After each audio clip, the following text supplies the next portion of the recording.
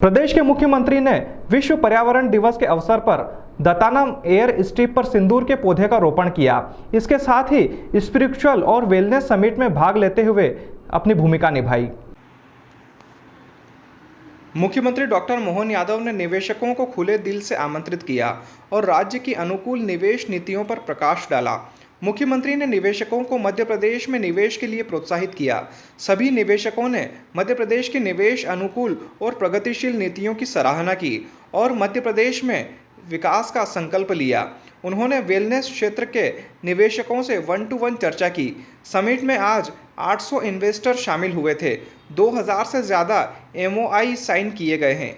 मध्य प्रदेश के मुख्यमंत्री उज्जैन में होने वाली स्पिरिचुअल और वेलनेस समिट में शामिल हुए।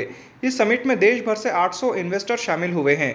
मुख्यमंत्री ने इन्वेस्टरों से कहा कि अच्छा इन्वेस्टमेंट लाओगे तो नीति से आगे जाकर फायदा देंगे। मध्य प्रदेश में ट्रांसफॉर्मेशन एयर कनेक्टिविटी बहुत बढ़ गई है। आने वाले समय में रेल लाइन और NHI के बड़े काम होने हैं। हमने मेडिकल कॉलेज के लिए 25 एकड़ जमीन 1 रुपया में देने का निर्णय लिया है। हमारे पास बिजली सरप्लस है। अधोसंरचना में भी हम मजबूती के स्थिति में आ गए हैं। मीडिया से चर्चा में कहा कि हम जो कमिटमेंट कर रहे हैं उन्हें ज़मीन पर भी तुरंत उतारा जाएगा। पुरानी सरकार छूट देने के लिए वचनबद्ध थी। पैसे में 5,500 करोड़ रुपए उद्योग के खातों में डालकर वचनबद्धता को सिद्ध किया गया है। सरकार के मुखिया भले ही बदलते रहें, पर सरकार की विश्वसनीयता नहीं बदलेगी। कांग्रेस सरकार 2018 के समय में किए गए MOU वाले उद्योगपतियों को भी पैसे हमने दिए हैं। नीति आयोग के आंकड़े में सर्वाधिक गति से बढ़ने वाला राज्य मध्य प्रदेश है। सर्वाधिक गति से आगे बढ़ने वाले शहरों में भोपाल, इंदौर और अब उज्जैन भी शामिल हो गया है। आने वाले समय में सभी सेक्टर में हम आगे जाएंगे। धार्मिक पर्यटन के साथ साथ चिकित्सा पद्धति आयुर्वेदिक एलोपैथी के रूप में भी केंद्र बने हैं। उन्होंने बताया कि आज 2000 से ज़्यादा के LOI साइन हुए हैं। अरबिंदो मेडिकल कॉलेज की ओर से 984 करोड़ का इन्वेस्ट, स्वामी चिन्मयानंद सरस्वती उज्जैन और ओमकारेश्वर में वेलनेस सेंटर खोले जाएंगे। वे भी इन्वेस्ट कर रहे हैं और अन्य इन्वेस्टर ने इन्वेस्ट करने का तय किया है। 400 करोड़ अमलतास की ओर से भी इन्वेस्ट किए जाएंगे।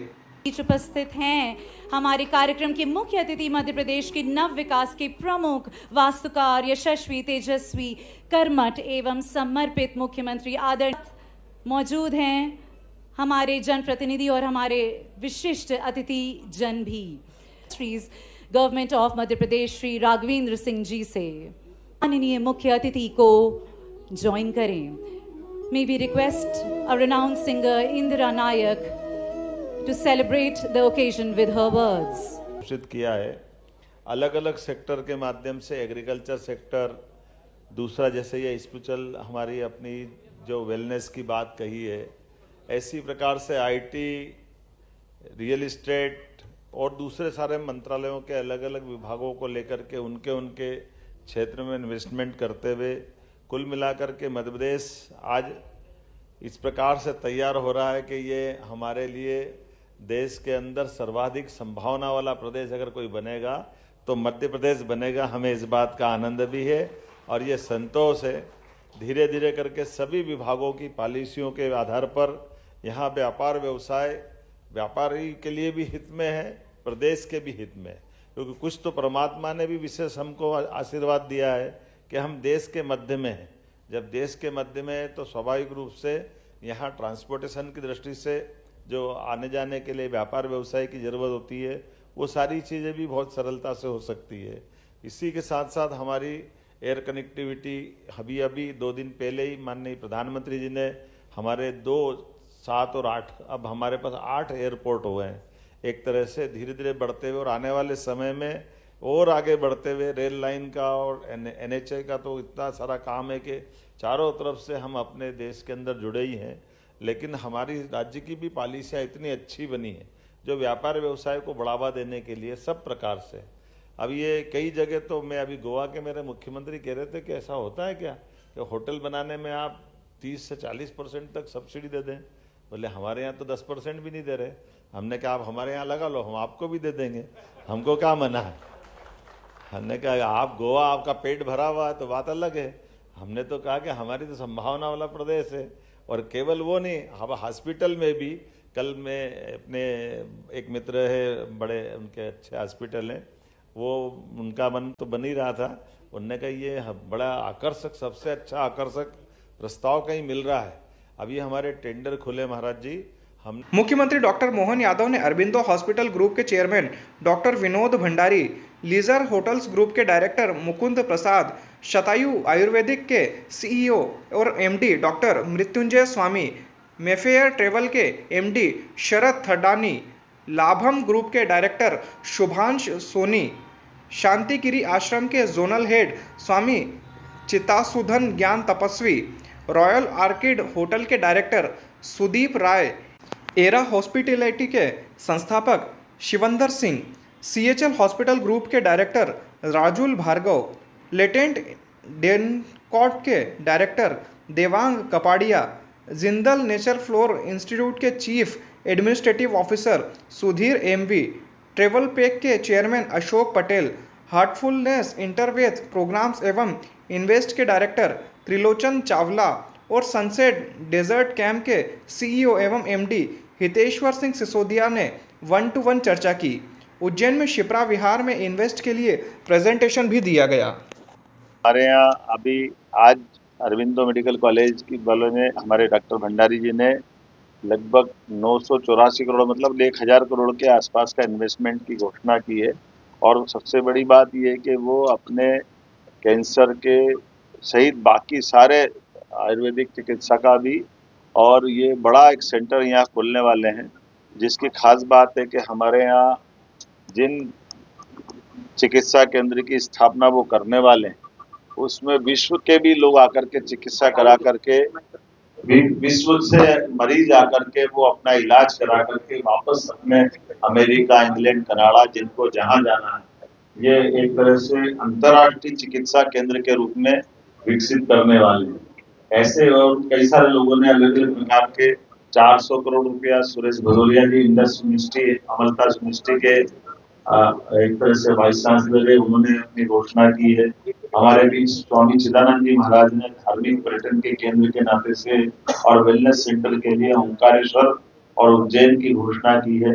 2000 करोड़ के प्रस्ताव के एमओयू तो हमारे पास आ गए हैं, और बहुत सारे लोगों ने अभी आज का और कल का समय भी लिया है, जो हमारे ऐसे सब सेंटरों को देखते हुए मध्य प्रदेश के अंदर, जैसे मैंने आपको बताया था, हमारी सभी संभाग की औद्योगिक अलग अलग प्रकार के सबमिट करते हुए हमने फरवरी में 30 लाख करोड़ से ज्यादा का एमओयू करते हुए माननीय प्रधानमंत्री की मौजूदगी में भोपाल में हमारी जीआईएस की थी, जिसके माध्यम से 21,75,000 रोजगार के अवसर प्राप्त करने की बात कही। उसके बाद फरवरी में ये हुआ, फिर मार्च, अप्रैल, मई, जून, हर महीने हमारे अलग अलग सेक्टर के, जैसे बीते महीने हमने आईटी का सेक्टर में इंदौर में इन्वेस्टर सबमिट की है, एग्रीकल्चर समिट हमारी मंदसौर और नरसिंहपुर में हुई है। सभी मंत्रालयों को अलग अलग प्रकार से जो रोजगार की संभावनाओं को लेकर के मध्य प्रदेश को सभी क्षेत्रों में आगे बढ़ाना चाहते हैं। हमने अपनी पॉलिसियां भी इतनी अच्छी अनाउंस की है कि जिसके आधार पर देश भर के लोग आकर्षित हो रहे हैं। जब बिजली में हम सरप्लस है और सड़कों की अच्छी स्थिति बनी है, अधोसंरचनाओं में भी हम बहुत मजबूती की स्थिति में है, और सबसे अच्छी बात यह है, हम अपने जो कमिटमेंट कर रहे हैं उनको पर्याप्त लेट बैंक के आधार पर हम जमीन भी तुरंत आवंटित करते जा रहे हैं।